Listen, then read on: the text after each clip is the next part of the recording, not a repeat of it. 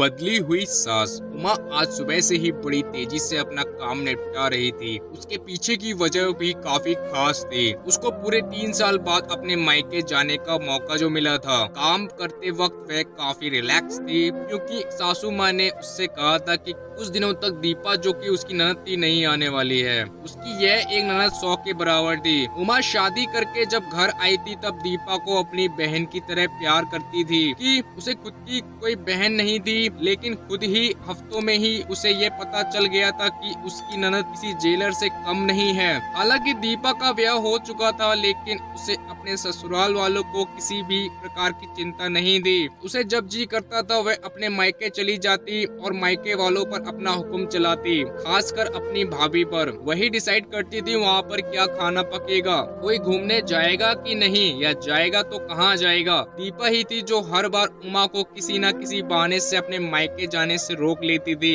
लेकिन आज का दिन कुछ अलग था, क्योंकि माँ के कहने पर दीपा के पति ने उसके मायके जाने का इंतजाम कर दिया था। ट्रेन की भी टिकट बुक हो चुकी थी। सारा काम खत्म करने के बाद उमा अपने पति के साथ अपना सामान लेकर घर के बाहर निकले ही थे कि सामने से दीपा आती हुई दिखाई दी। दीपा जिसके मुंह पर बड़ी सी स्माइल और आंखों में चमक थी, वहीं दूसरी तरफ उमा की आंखों में उसको देखकर पानी आ गया था, जो बस आंसू के रूप में छलकना बाकी था। भैया भाभी के पास आकर दीपा ने कहा, क्यों भैया, कहाँ चले? अपनी पत्नी के साथ सैर सपाटा करने के लिए? अपनी बहन को भूल गए क्या? दीपक ने कहा, कहीं सैर सपाटा करने नहीं, तुम्हारी भाभी को मायके छोड़ने जा रहा हूँ। अच्छा, मैं आई और भाभी जाएगी? क्या आपकी पत्नी को मेरा आना पसंद नहीं है? दीपा ने भाई भाभी को टोंट मारते हुए कहा। मन में उदासी और आंखों में नमी लिए उमा पलटकर घर के अंदर जाने लगी, क्योंकि उसने मान लिया था कि इस बार भी दीपा की वजह से उसके मायके जाने कैंसिल हो जाएगा। लेकिन तभी सामने से उसकी सास आई और बोली, तुम दोनों अभी तक रेलवे स्टेशन नहीं गए? क्या गाड़ी के पीछे दौड़ते हुए जाओगे? दीपा बीच में टपकते हुए बोली,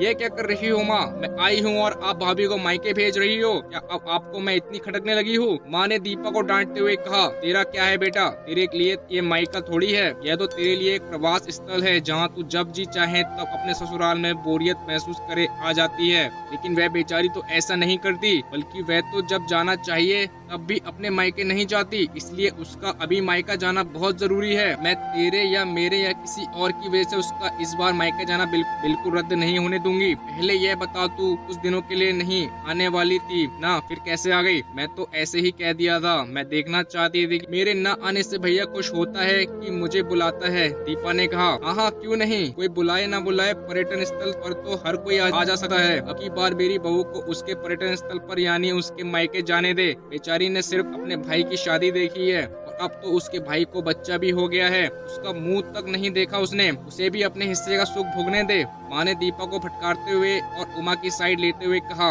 अपनी सास के मुंह से अपने लिए ऐसे शब्द सुनकर उमा की आंखें छलक गईं। उसने अपनी सास को गले से लगा लिया। सास ने कहा, बहुत हो गया प्यार, जल्दी जाओ वरना ट्रेन छूट जाएगी। अपनी माँ का बदला हुआ रूप देखकर दीपा बहुत हैरान थी। उसे यकीन नहीं हो रहा था कि यह वही माँ है जो हर कहा मानती थी और हमेशा उसका पक्ष लेती थी, चाहे बहू सही हो या गलत। वही माँ अपने मन में अपनी उस दोस्त को धन्यवाद दे रही थी, जो कुछ दिनों पहले उसे घर आई थी और कुछ दिन रही थी और जाते जाते उसकी आंखें खोल गई थी। सहेली ने उन्हें बताया था कि वह अपनी बेटी का मोह छोड़ दे, वरना वह अपने बहू और बेटे के मन में अपनी इज्जत खो देगी। बिना सोचे समझे, बिना अच्छे बुरे का विचार किए हर फैसला सिर्फ अपनी बेटी के हिसाब से लेना सही नहीं है। रेलवे स्टेशन पर ट्रेन के डिब्बे में बैठी उमा के चेहरे पर एक बहुत प्यारी मुस्कान थी। इसे देखकर दीपक को महसूस हुआ कि वह प्यारी मुस्कान है जिसे उसने 3 सालों से देखी नहीं थी। सच ही तो कहा है, मायका महिलाओं के लिए पर्यटन स्थल ही तो होता है, जहां वे अपने ससुराल की सारी चिंताएं टेंशन भूलकर कुछ दिन आराम से रह सकती हैं।